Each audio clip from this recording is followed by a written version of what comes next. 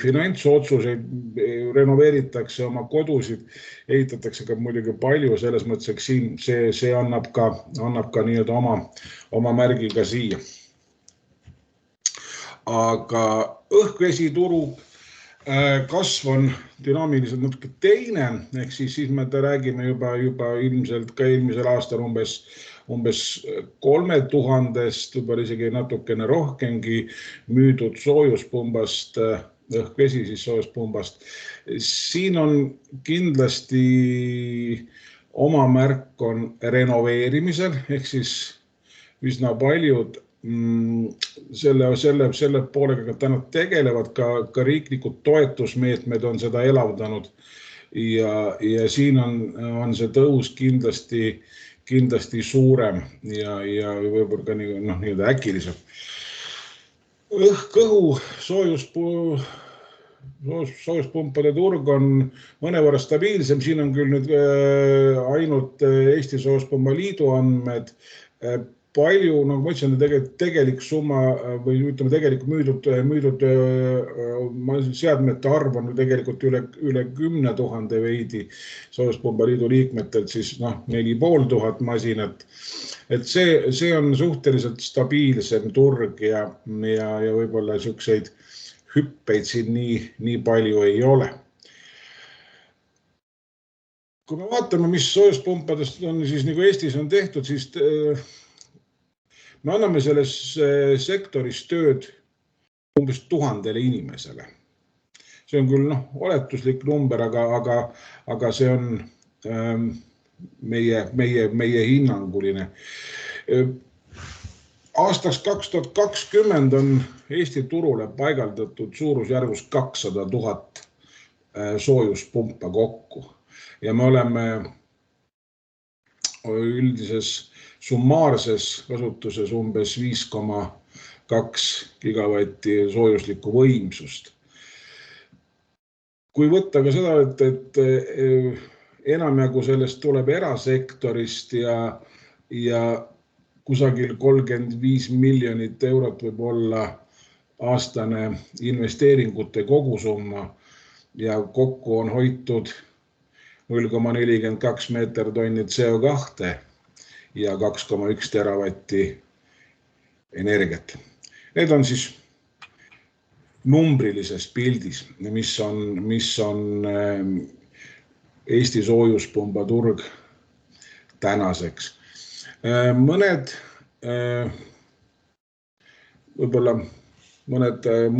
hooned, mõned huvitavamad projektid, mis on ka tänaseks tehtud, on näiteks Sõpruse puiestee 157 ärimaja.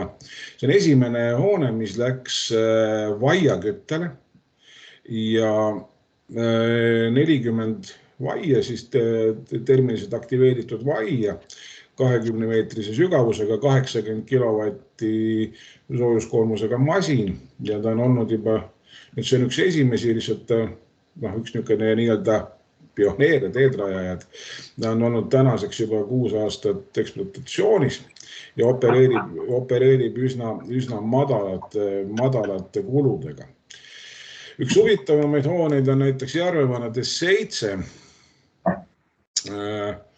mis siis kogu see hoone on siis nii-öelda termiliselt aktiveeritud, ehk siis tal on nii-öelda põranda küttelae jahutus tapsil töötab ja kogu siis üle hoone aluseid ja samamoodi termiliselt aktiveeritud vaiad ja kogu hoone all on siis, ütleme, all ja ümber on 7000 ruutmeetrit, mis on siis kasutusel, võiks öelda siis akumulatsiooniväljana.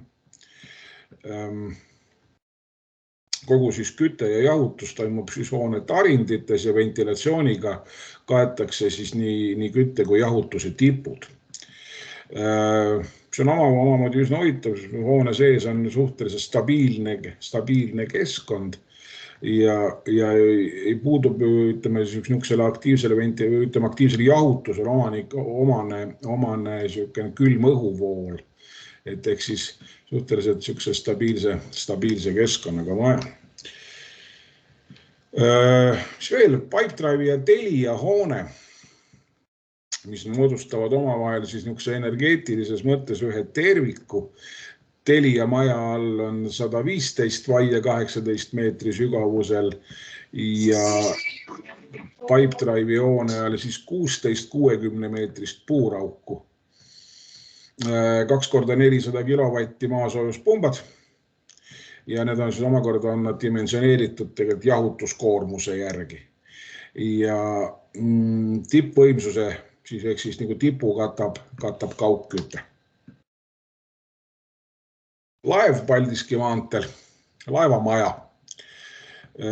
Soojuspumpade koguvõimsus on 300 kilovatti ja 110 sellest on siis aktiivjahutust on ventilatsiooni jaoks.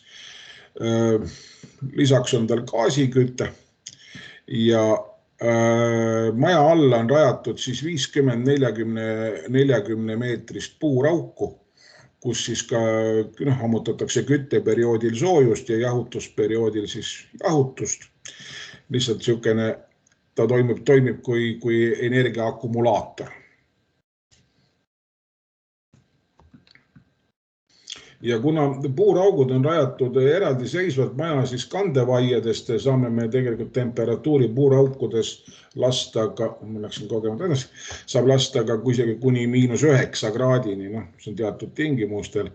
Ja maja soojusvajadusest kaetakse siis 85% soojuspumpadega ja 15% gaasikateldega. Kakumäe Haven, mis on nüüd üks selline jälle mõnevõrra huvitav, et seal on koguvõimsus 225 kilovatti, mis on siis tehtud õhk-vesisoojuspumpadega. See on üks suurimaid õhk-vesisoojuspumpadel tehtud lahendusi Eestis. Ja siis süsteemis kütte, tarbevee tootmine, aktiivjahutus ja tipuvõimsuse kaetakse seal elektriga, ehk siis elektrikütte. Kaitseakadeemia ja soojuspumpade koguvõimsus on 480 kilovatti, siis 3 × 160, passiivjahutus, aktiivjahutus, küte, soe vesi, tarbevesi ja tipukütteks on gaasikatel. Cleveroni tootmis- ja büroohoone on siis 80 kilovatine soojuspump ja jahutuseks on siis 4000 meetrit akumulatsiooni välja. Jahutusvajadus iseenesest on 103 kilovatti, aga kuna kontorjoones kasutatakse jahutamises ka termoaktiveeritud konstruktsioone, seda tehakse peamiselt öisel ajal, on tegelikult jahutusvõimsus kusagil 60 kilovatti piires, nii et seda nii väga palju polnudki. Raja ujula Pärnus, mis on omamoodi jälle huvitav, et siin toodetakse soojust hallveest ehk siis heitsoojuse allikatest ja tippelektriga 80 kilovatine üks soojuspump on seda hoonet siis kütmas ja jahutamas. Pärnu sõudebaas, üks eelmise aasta lõpu hoonetest, kus on siis 2 × 60 kilovatti soojuspumbad puuraukudega, kogu seda hoonet siis köetakse ja jahutatakse ainult soojuspumpadega. Ja need on võib-olla siis viimaste aastate suuremad tööd, lisaks siis loomulikult hulk eramaju ja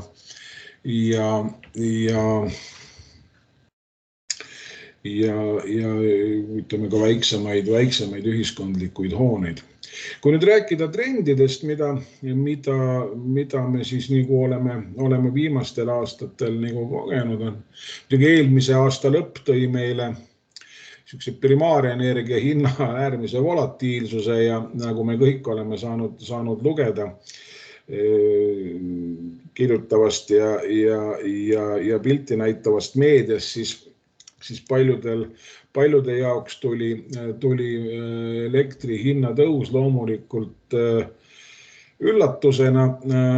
Eesti Energia andmetel tegelikult umbes pooled kliendid, kes on töötavad ikkagi tegelikult fikseeritud hinnapaketil.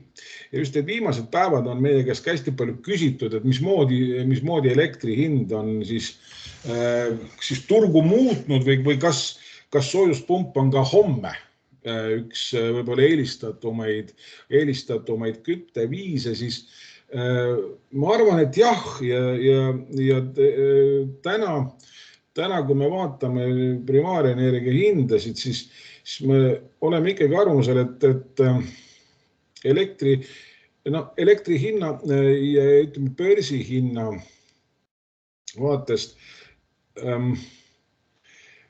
päris paljud soojuspumbad oskavad ka täna ennast tegelikult reguleerida juba vastavalt börsi hinnale. See on muidugi nii-öelda üks meede, millega saab oma küttekulusid niivõrd kuivõrd optimeerida ja kindlasti toob ka suvi või ütleme kevadsuvi meieni siiski elektri hinna kas mingi tasandumise või vähemalt siis hinna fikseerimise võib-olla olulisem laialdasem võimaluse. Nii et kui me vaatame täna ka siin ütleme võrdluses gaasi, küttegraanuli, primaarenergia poole hindadega, siis tegelikult maasoojuspump on tänaseni üks kõige võib-olla madalama kilovatt-tunni hinnaga, mida täna siin pakkuda on.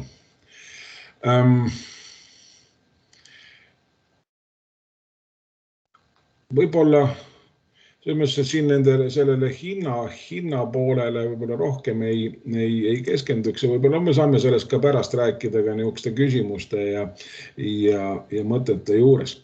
Aga kui me vaatame selles mõttes kliendi poole veel, kui siin võib-olla 10-15 aastat tagasi klient keskendus sellele, et saada endale küte ja tarbevesi, siis täna klient vaatab kindlasti rohkem sisekliima tagamise poole. Me ehitame üha paremaid maju, me teeme neid üha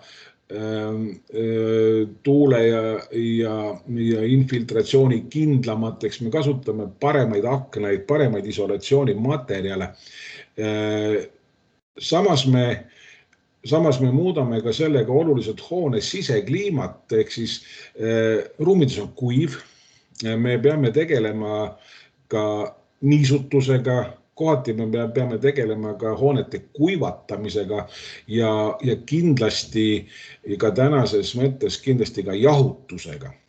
Kui me rääkisime siin eelnevalt sellest Järvevana T7 hoones, siis näiteks seda jahutatakse -7 kraadil välistemperatuuril. Samamoodi on see üsna levinud ka jahutusvajadus juba eramutes, kui me siin võib-olla 15 aastat, 10 aastat tagasi oli ikkagi jahutus, kui selline oli pelgalt soojemate kliimavöötmeteni ju nii-öelda põhiosa, siis täna on kindlasti see tulnud ka meile ja tulnud, et jääda. Üsna palju on kasutatud põrandajahutust, kindlasti ka jahutust läbi fänkoilide ja ka osaliselt läbi ventilatsiooni, mis iseenesest ei taga küll ruumides nõutavat võib-olla sisekliimat või soovitavat sisekliimat. Trendina on ka tegelikult võib-olla tulnud üles või rohkem ka see, et aktiivpuuraugud jällegi üha väiksemaks muutuvad krundid, üha rohkem renoveerimist, krundi või ütleme siis nii-öelda kinnistu hinnad tõus on ka see, et horisontaalsed maaküttekollektorid ei mahu paljuski enam ära. Kui ma rääkisin siin mõni päev tagasi soojuspuuraukude puurijatega, siis tegelikult tuli jutuks see, et sellesse aastasse enam aegu ei ole. Ehk siis kui tahta täna teha kvaliteetselt korralikult projekteeritud puuraukusid, siis tegelikult tuleb välja, et esimene võimalus selleks on aastal 2023. Mitte küll kõikidel loomulikult, aga kindlasti on ka, kuna koguses suurenenud on ka kohalikud omavalitsused natukene hädas nende kooskõlastamistega, osaliselt lasub ka projekteerijatel suurem koormus, töökoormus ja see kõik viib selleni, et kui varem oli, ütleme siin ka aastal 2020-2021 oli veel ikkagi energia puuraugu, ütleme siis lepingust kuni teostuseni võib-olla 3 kuni 5 kuud, siis täna on see kindlasti oluliselt pikem. Kõik see viib ka muidugi selleni, et on ka surve kogu seda protsessi, mitte kogu protsessi, aga automatiseerida. Täna on ka üsna paljud soojuspumpade müüjad sellega üsna aktiivselt tegelenud ja tegelemas. Ehk siis on toodud turule üsna palju kõikvõimalik arvutusmudeldamist ja ka näiteks projektide nii-öelda generaatorid või kuidas see ütleme, see on lihtsalt siis loodud ka programme, kus siis Eestis koha peal valmis kirjutatud tarkvara, mis võimaldab nii-öelda autokäädi teha targaks, ehk siis, et läbi programmiliste valikute saab üsna lihtsalt ja üsna kiiresti koostada ja genereerida valmis projekti koos spetsifikatsiooni ja TVG joonisega. See võtab aega võib-olla siin 10-15 minutit ühe projekti loomine. Seda siis nagu automatiseerimise poole pealt. Turule on tulnud ka uued külmaained ehk siis freoonid. Ehk siis üha rohkem me lähme madalate GVP-de maailma. Masinad, mis töötavad siin R450, 452B ja 448A-l. Samamoodi ka tegelikult on ju propaanil ehk siis R290 CO2-l töötavaid masinaid. Et see on ka kindlasti trend, mis jätkub ja mis on kõigeks siin on omad mured ja omad ohud, aga võib-olla see ei ole täna nii süvitsi minemisega nagu teema. Üha rohkem on ka tegelikult tõusatanud just nimelt õhk-vesi soojuspumpade maailmas nii-öelda siis kõik see, mis puudutab heli, müra. Et vastavalt keskkonnaministri määrusele tohib siis tiheasustuse piirkonnas olla, eks ole, Eestis päevasel ajal 50 detsibelli ja öisel ajal 40 detsibelli. Kohati minnakse sellega ka juba natukene,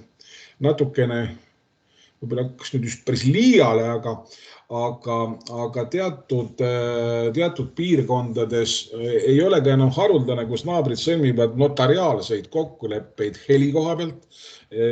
Olen oma nii-öelda praktikas kohanud ja kus ka näiteks Nõmme linnaosa valitsus suhtub helisse äärmise tõsidusega ja nõutakse helianalüüse, soovitakse väga täpselt juba teada, kui palju seade suudab helirõhku siis ikkagi tekitada. Ja nõutakse ka kohati masinate ehk siis õhk-vesi soojuspumba väliosade katmist erinevate siis loominguliste vahenditega. Kõik tootjad kinnitavad kuskil nagu ühes suust, et õhk-vesi soojuspumba väliosa katta ei tohi, vähemalt kui me võtame keskmiselt kas või seal mingi 8 kuni 10 kilovatti masina, mida läbib siis töötunnis suurusjärgus 4,5 kuni 5000 kuupmeetrit õhku, siis see õhuhulk on suhteliselt suur ja kui me seda aurusti, siis nii aurustist välja tulevat õhku hakkame retsirkuleerima, siis võib see nagu anda tegelikult vastupidise tulemuse, me küll saavutame visuaalis selle parema küll, aga me halvendame oluliselt masina kasutegurit. Et see on kindlasti asi, millega nagu väga hästi leppida ei tahaks, aga eks me võitleme need võitlemisi siin edasi. Eesti Soojuspumba Liit tõi ka eelmine aasta, kunagi me töötasime tegelikult, me kunagi kirjutasime koos Riigi Kinnisvara AS-iga parimad praktikad mitte eluhoonete soojuspumba paigalduse normid ja tegime seda eelmisel aastal ka veidi ümber, ehk siis kirjutasime valmis nii-öelda siis soojuspumba paigalduse parimad praktikad, mille me oleme avaldanud siis oma kodulehel siis Eesti Soojuspumba Liit, eks espel.ee ja seal on need leitavad ka normide all, et vähemalt oleme me lahti kirjeldanud seal, kuidas soojuspumba paigalduse põhitööd välja võiksid näha, akumulatsioonipaakide kasutamine, tarbevee boilerite valiku kriteeriumid ja kindlasti ka kogu selle jutu, millistele nõuetele peaks vastama siis ehitusteatised ja kasutusteatised, sest see on ka üks osa, millega me katsume natukene siin järjele saada, sest et paraku on ikkagi olukord täna selline, et kui me räägime siin 17 000 müüdud soojuspumbast turul, siis tegelikult renoveerimise käigus seadustamist me näeme ikkagi tegelikult kahjuks veel üsna vähe. Et see on selle juures kindlasti miinus, kuna ütleme siis hoone register ja kogu see temaatika on, ütleme, kui sellega nüüd igapäevaselt mitte tegeleda, siis on ta EHR on ikkagi suhteliselt täna veel siuke inimvaenulik keskkond. Aga see selleks. Kohaliku omavalitsuse roll soojuspumpade seadustamisel on ka nii-öelda tõusev trend, kui varem oli see, ütleme, vähemalt suuremates Eesti asulates oli ta suhteliselt kontrollitud, võib-olla väiksemad maapiirkonnad vähem, siis täna on see kindlasti, ametnikkond on elavnenud ja teeb ühtepidi ka head tööd, päris niisugust anarhiat võib-olla on siin selles vallas vähem, aga samas eks ta sõltub kindlasti ka kohaliku omavalitsuse ehitusinspektori mõnes mõttes teadmiste pagasist ja siin tahab kindlasti Eesti Soojuspumba Liit olla abiks nendel koolitustel ja nendel nii-öelda siis juhendmaterjalide koostamisel. Mis on veel eelmisest aastast on üks hea uudis, taaskord sai jälle kinnitatud soojuspumpade paigaldaja kutsestandard ja soojuspumpade paigaldajate koolitamine jätkub endise hooga. Et see teeb nii-öelda selle tuleviku võib-olla veidi meil niisuguseks rõõmsamaks. Et eks siis elu on ju näidanud seda, et 80% või vast häiretest, vigadest, mis soojuspumpadega on paraku paigalduslikud vead, kas valesti valitud diameetrid torustikul ja muu taoline, nii et seda õpetamist oleks veel kindlasti ja palju. Aga võib-olla ma küsiski siinkohal, et kui me jõuame osani, mis on K&V, mis ei ole siis ei küte ega vesi, vaid on küsimused ja vastused, et siis ma annaks siit kohalt ka teile valiku võimalused nii-öelda küsida ja niisuguse vabama vestluse vormis seda vestlust edasi viia. Et mis teie, äkki on teil küsimusi?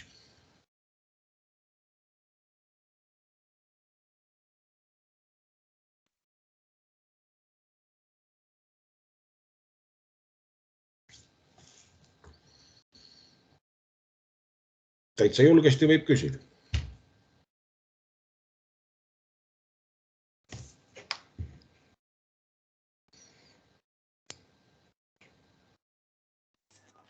Tervist! Jah. Keegi oli ees?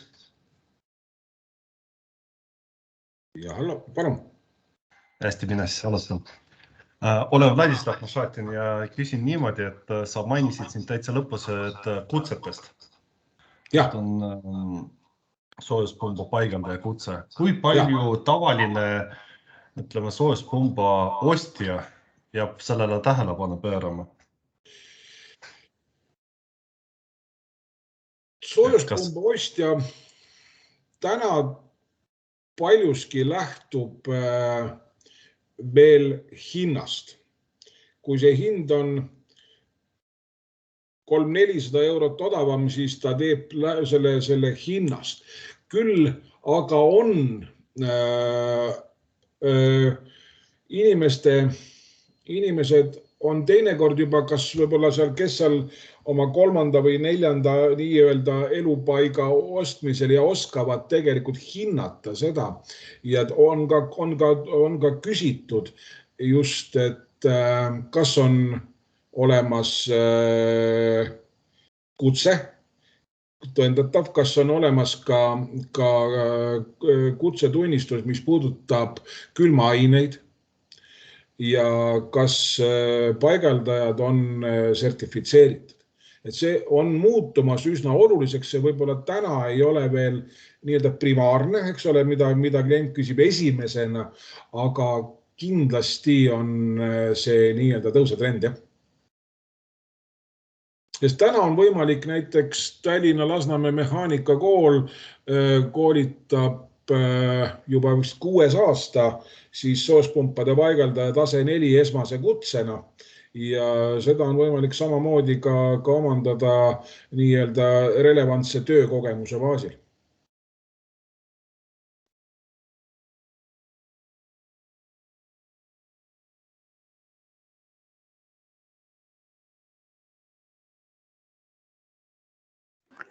Mina küsiksin seda, et nende uhked hooned, et oskate soovitada head soojuspumbasüsteemide projekteerijat? Head soojuspumbasüsteemide projekteerijad, oskan ikka. Neid on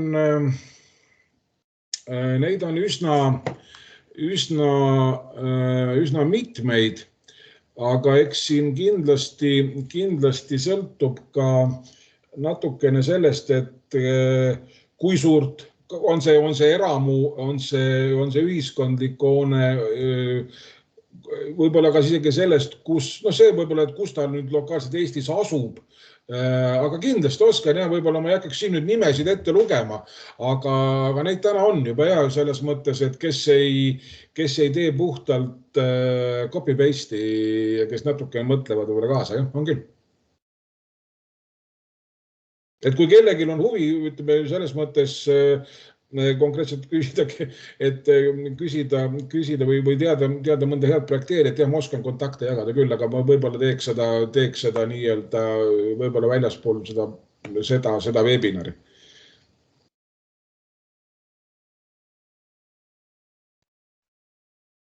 Sest et eks kindlasti ka projektid lähevad keerukamaks, kui me räägime täna juba ka jahutusest ja passiivaktiivjahutusest ja võib-olla heitsoojuse ärakasutamisest, siis seal on natukene omad nüansid. Vaatan, siin tuli ka küsimus, soojuspumpadega tööstuslikega. Jah, Eestis tegeletakse ja ka meie tegeleme tööstuslike soojuspumpadega. Kui levinud nad täna Eestis on, sest tegelikult, kui me võtame, et niisuguse eramu soojuspump lõpeb, eks ole, kusagil seal 20 kilovatti juures soojusväljusvõimsusega, siis me arvame või kuidagi tahaks arvata, et üle selle me võiks nimetada juba tööstuslikuks. Täna Eestis läheb aastas turule kusagil 4-50 soojuspumpa, mille väljundvõimsus on niisugune 60-70 kilovatti ja üle selle. Nad on üsna levinud, kui nii võib võtta, sest et üsna palju kohaliku omavalitsuse hoonefondist viiakse ikkagi renoveerimise käigus üle juba soojuspumpadele. Julian Kamits on meil küsinud, et mis on uute külmaainete eelised võrreldes varem kasutuses olevatega. Eeliseks ongi tegelikult kõige olulisemaks eeliseks on madalam GWP ehk siis globaalse soojenemise potentsiaal. Muud eelist ei ole.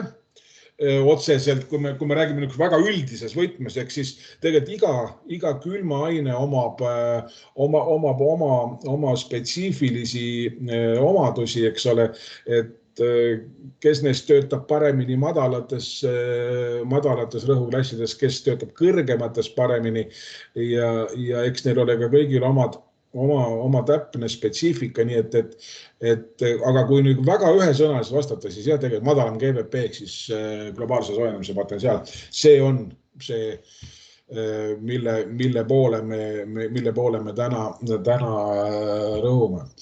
Ain Laidoja küsib, kas värskemat statistika on ka jagada. Jah, on. Ma usun, et me oleme veebruari lõpuks oleme saanud oma eelmise aasta ehk siis 21. aasta statistika kokku Soojuspumba Liidu poolt ja paneme selle kindlasti ka Soojuspumba Liidu kodulehele välja. Jah, kindlasti.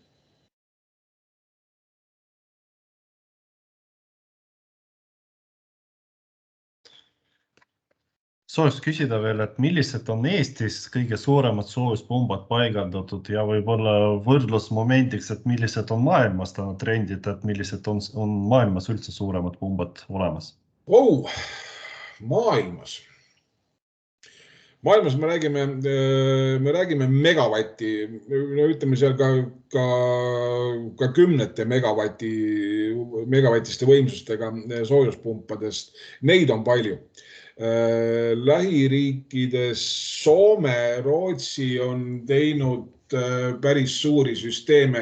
Soomlased puurivad tegelikult ka mitut soojuspuurauku täna, mis on nii-öelda siis sügavpuuraugud. Et seal on kindlasti tuleb huvitavaid asju, aga maailmas on, ja kui niimoodi küsida, maailmas on väga palju väga suuri soojuspumpade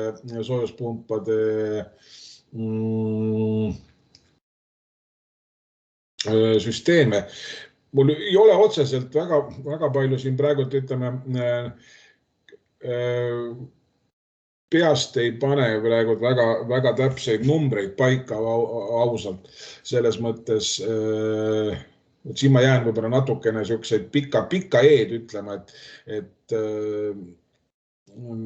täpseid numbreid ei tea. Veel tuli küsimus kopist ehk hüvetegurist ehk siis ka õhk, vesi, vedelik ja õhk.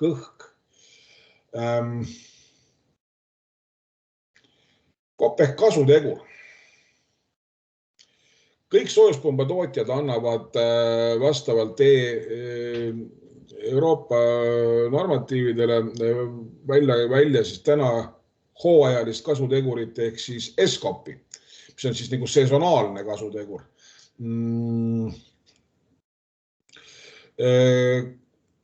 Õhk, vesi, soojuspumbad, ehk siis sesonaalne kasutegur ehk tegelikult see on siis niisugune nagu kogu abielu vältel, eks ole, nii headel kui halbadel aegadel.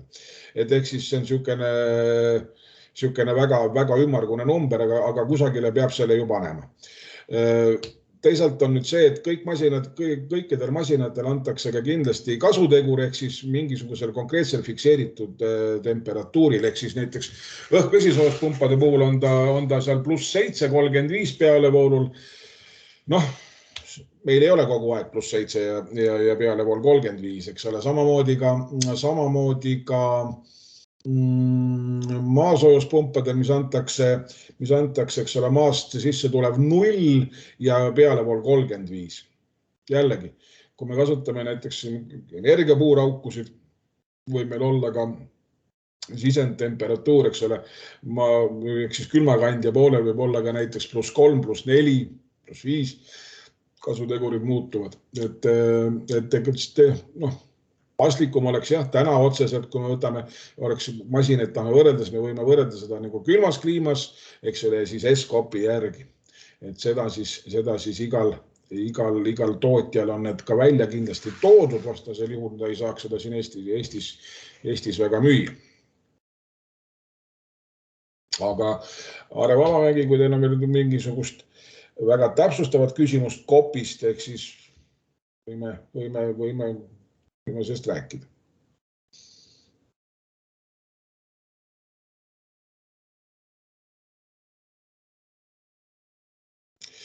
Eduard Latussev küsib, mida arvata, kas soojuspumbad on õige valik arendajatele tõhusate kaugkütte piirkondades?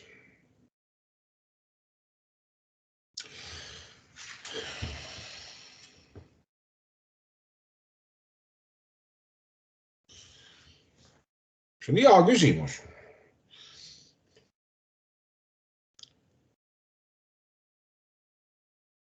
See on kohe väga hea küsimus, selles mõttes, et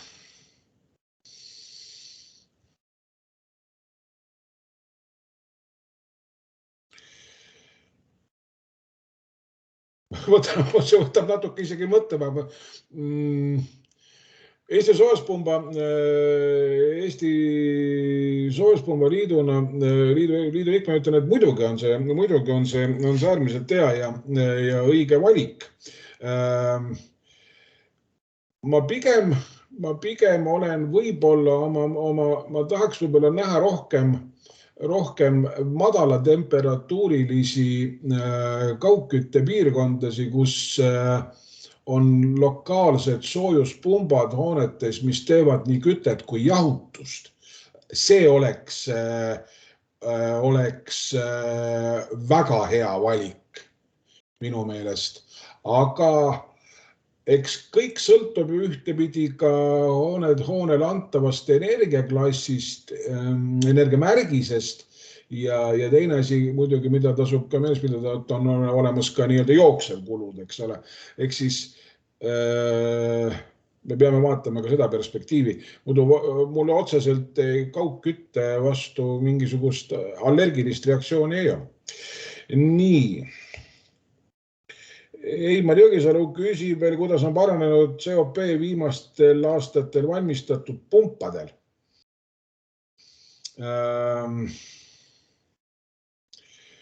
Kõik märgid näitavad, et me varsti oleme Carnot protsessi ammendamas, ehk siis soojuspumpade kasutegurid liiguvad aina parematele ja kõrgematele kasuteguritele. See oleks võib-olla nagu lihtsustatud vastus.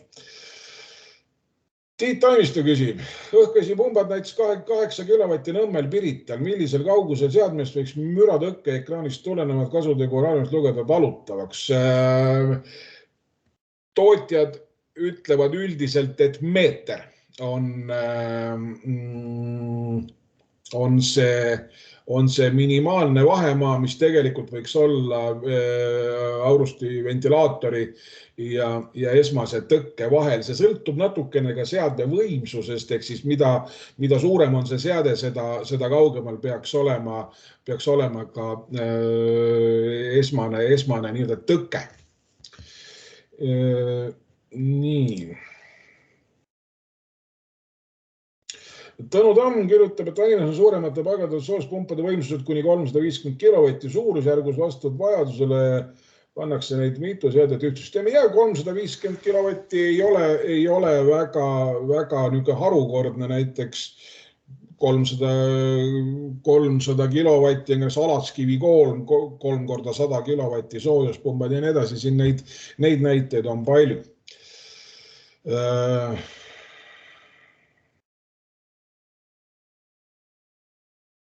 Siin on Ain Laido ja ammu käsi püsti. Jah. Ja, tervist. Tervist. Ühel slaidil sa näitasid seal kohe alguses, ma ei tea, kas sa saad ette uuesti võtta, et 5,2 gigavatti storage capacity, mida see 5,2 gigavatti on? Paigaldatud summaarne võimsus. Kui need nüüd kõik taha lülitada, see tõmbab meil ju kõik Eestis tuled kustu, seda on ju see on soojusvõimsus. See on soojusvõimsus, jah? Jah. Aga siis seal oli veel juttu ka sellest, et ta säästab energiat, eks ole, ja teine asi, ta säästab siis nagu CO2, aga siis küsimus on, millega võrreldes? Et kui me näiteks puitu asendame soojuspumbaga, siis me CO2 ei säästa, et mis see nagu referents, millest me alustame seda säästmist on? Millest me alustame säästmist, kui me millegist tuleb, eks ole, selles mõttes tuleb tõukuda, kui me oleksime, ütleme, seda edasi kütnud siin õliga näiteks. See arvutus on tehtud selle baasilt.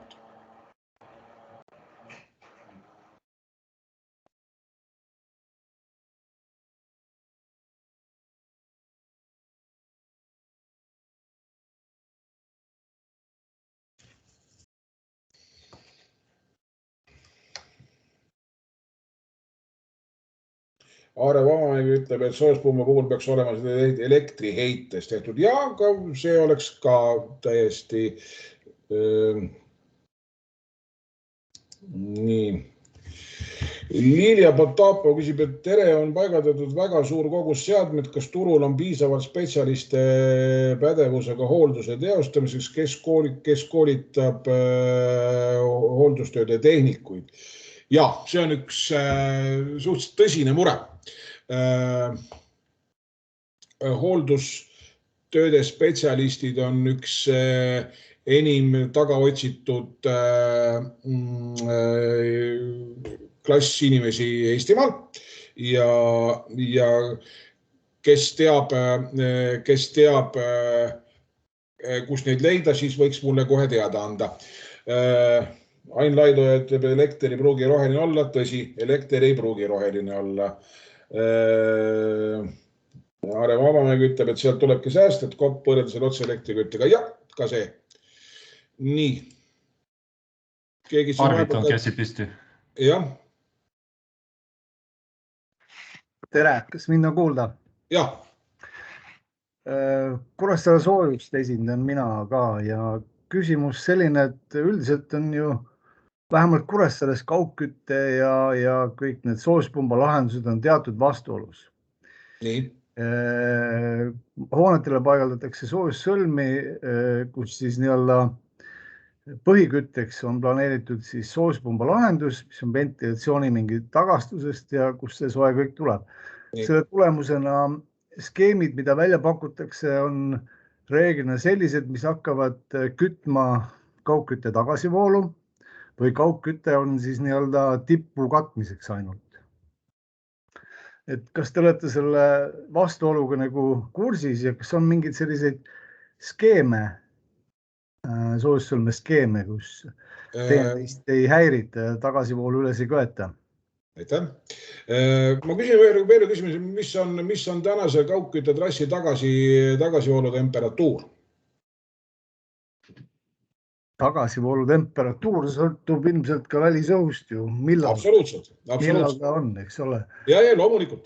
Ja mõtlengi, et see mõte, et soojuspump kütab üles tagasivoolu temperatuuri, see on natukene nii ja naa selles mõttes, et tegelikult soojuspump suudab oma maksimumtemperatuurides olla kusagil 50 5-58 kraadi pealevoolul, eks ole.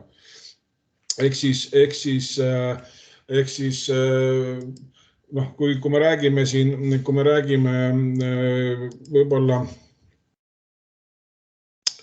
kui me räägime tagasivoolu üleskütmisest, siis see on teatud juhul on see võimalik, küll aga mitte kindlasti, et ta nüüd, et soojuspump ongi nii-öelda, noh, ütleme siis, soojuspump ei pruugi olla kaugkütte sõlme tagasivoolu üleskütja, et saab lahendada ka teisiti. Selge, ühesõnaga on niisugune skeem on olemas ja sellest võime edaspidi diskuteerida. Jah, absoluutselt. Jah. Nii. Rein Kriis minu meelest soovis ka kommenteerida. Ja palun.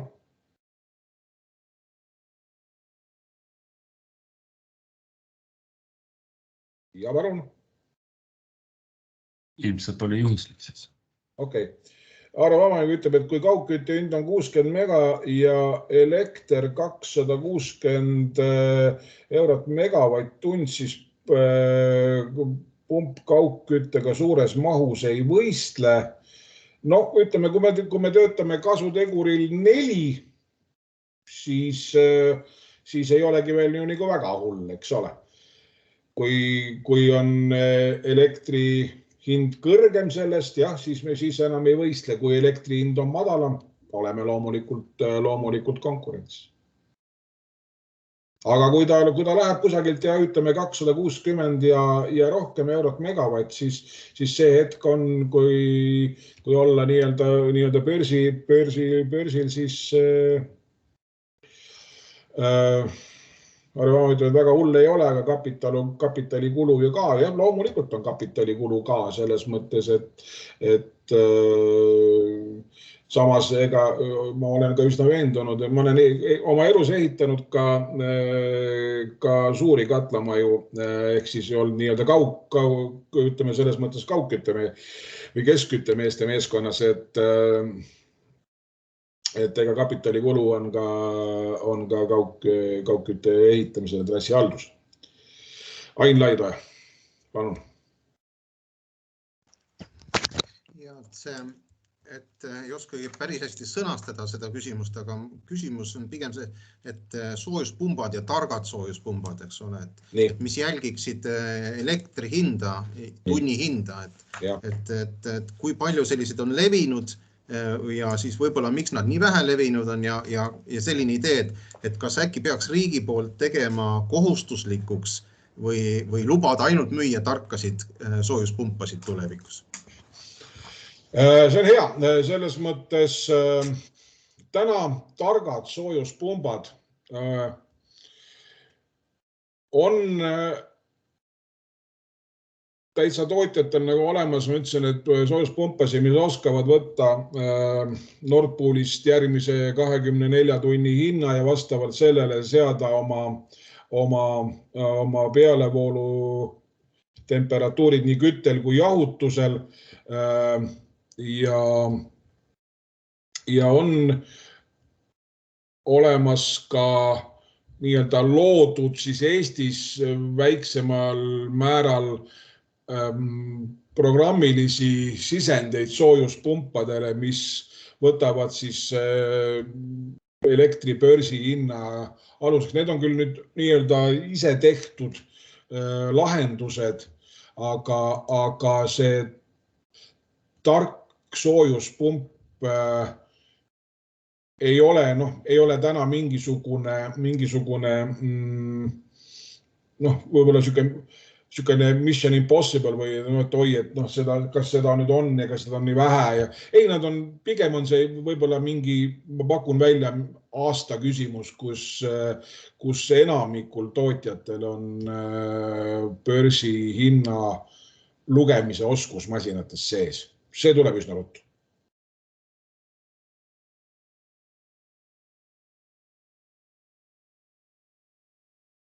Nii, on kellegi veel küsimusi?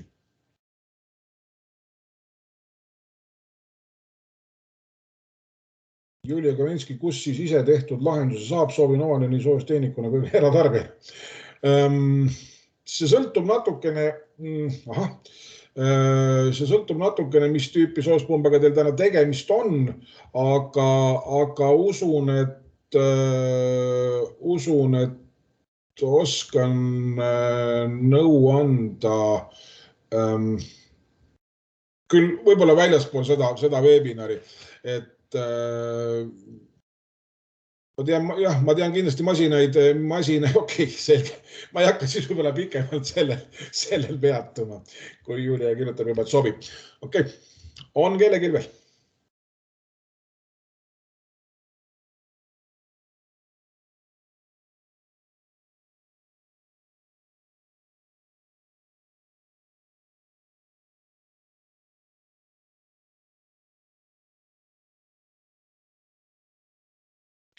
Renno Jürgenson kirjutas viimane kehtiv standard soojuspumpade paigaldada tase 4 kohta. Ja, see standard on vananenud eelmise aasta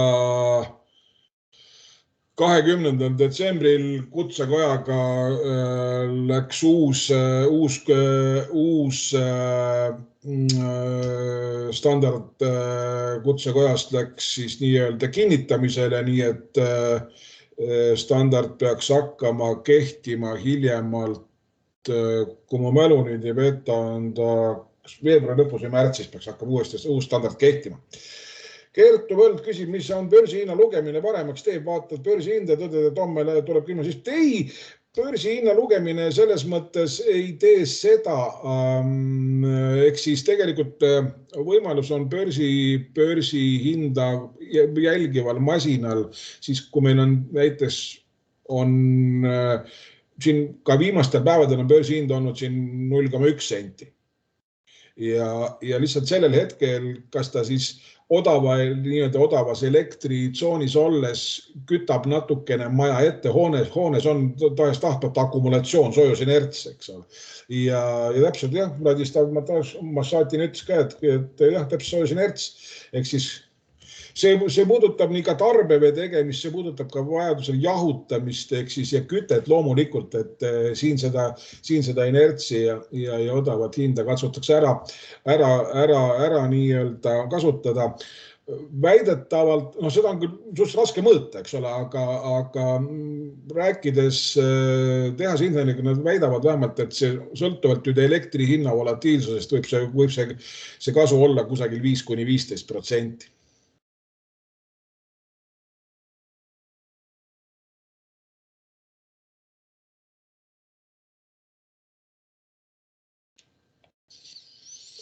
Nii, kas on kellegi?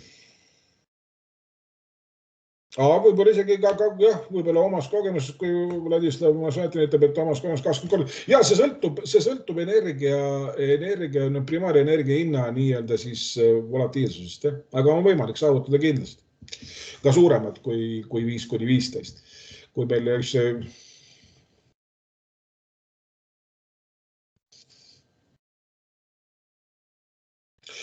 jah, kui ma vaatan, Kertu Võld küsib uuesti sisekliima tagamisega, läheb see vastuollu. Jah, sisekliima tagamine, kui me ütleme, et meil on odavam tõsta mõnes hetkes toatemperatuur näiteks kraad 2 ülespoole. Ma arvan, et kui see rahakotile ei löö, siis see on üsna okei. Aga sisse-välja lülitamine, Tiit Taimistu küsib, kui palju sisse-välja lülitamine kahjustab soojuspumpa. Kui me räägime soojuspumba töö põhimõttest, siis tegelikult iga lülitus soojuspumbale on kulum. Et me enamjagu soojuspumpasi, mis täna müüakse nii, et nagu Ain Laida ütles, targad soojuspumbad on tegelikult ju inverterid. Inverter soojuspump katsub oma etteantud temperatuuri lähedal püsida nii kaua kui võimalik, ehk siis ta teeb võimalikult vähe sisse-välja lülitustsükleid, aga sisse-välja lülitamine kindlasti ei ole soojuspumba, aga kui me räägime üldiselt me nagu tegelikult ei lülita siis ka tegelikult kõrgel elektrihinnal soojuspumba välja, vaid katsume tuua tema pöördeid natuke madalamaks ja võib-olla lasta toa temperatuur ka võib-olla kraad madalamas, võib-olla 2, et see iseenesest ei ole veel väga hull. Jalmar Mäe küsib, kas börsihinda jälgivatel soojuspumpidel mõtteks kasutada küttekontuuril lisa-akumulatsioonipaaki. Lisa ma ei kasutaks. Igal soojuspumbal on akumulatsioonipaak alati hea. Ain Laido küsib, kumba eelistada, kas inverterit või tavalist soojuspumpa, siis tegelikult ei ole vahet.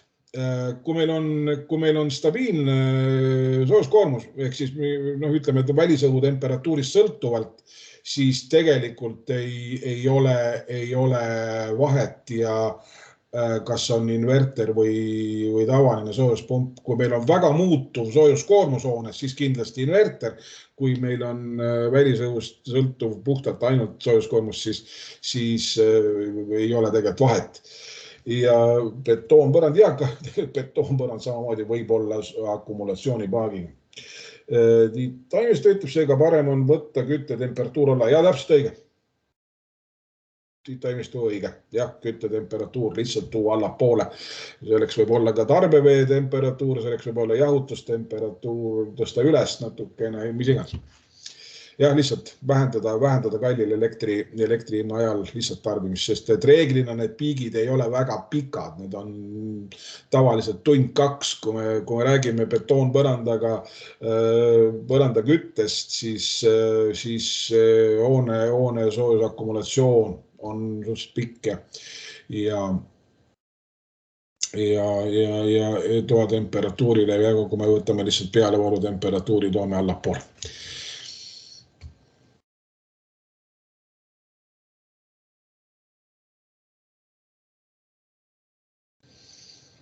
Nii, kas on veel küsimusi?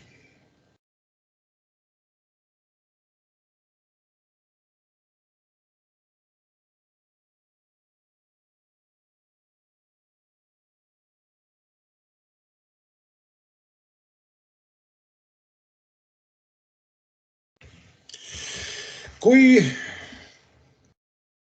küsimuste hoog on otsa saanud, siis ma oma poolt tänan teid, et võtsite aega olla see tund esmaspäeva õhtust koos. Minu poolt oli tore ja sai jälle natukene näidata seda, mida me teeme ja kindlasti ka head tagasisidet. Ehk siis tegelikult mulle meeldis kindlasti need küsimused, mis puudutasid kaugkütet ja suhteliselt huvitav teema kindlasti ka börsielekter ja aitame kindlasti omalt poolt ka kaasa, et need targad soojuspumbad oleksid turul rohkem tuntud ja rohkem kasutatavad. Aga ma omalt poolt tänan teid veel kord ja annan Taanile tagasi sõna, et võib-olla siis tuua otsad kokku. Jaa, väga tänud meeldiva loengu eest ja ma arvan, et kõigil oli väga põnev ja huvitav ja said natukenegi targemaks siit täna. Et suured tänud. Jah, keegi veel tõstis Rein Kriis.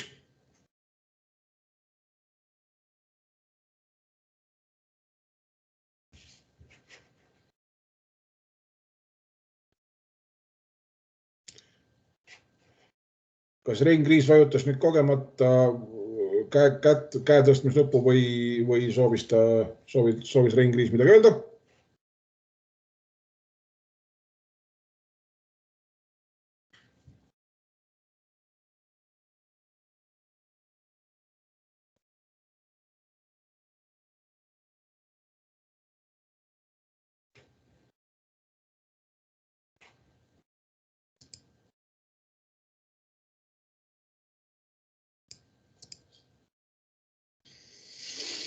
Jah.